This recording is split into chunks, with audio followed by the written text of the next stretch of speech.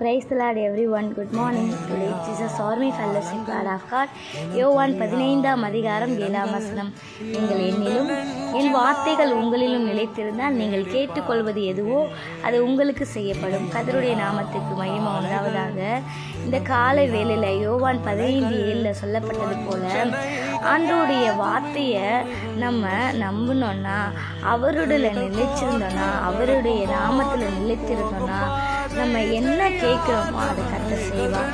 அதை எப்படி நிலைத்திருக்கணும்னா, ஆண்டவருடைய கட்டளைகளின்படி நடந்தாலே போதும்.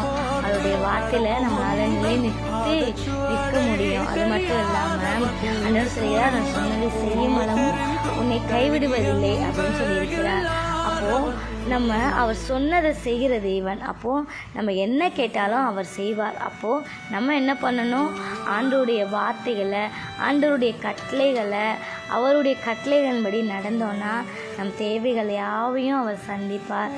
கர்த்தர் தாமே இந்த வார்த்தையை கொண்டு உங்கள் ஒவ்வொருவரையும் ஆசீர்வதிப்பாராக. ஆண்டவருடைய வார்த்தையில் நிலைத்திருங்க. நீங்கள் கேளுங்க, அவர் இடத்துல பெற்றுக்கொள்ள முடியும். ஆமீன். கைகள் நான் பிடித்தால் தடுமாறி ஊசலாடும், என் கைகள் நீர் பிடித்தால் விலகாமல் வலுவாகும். உன் கரங்கள்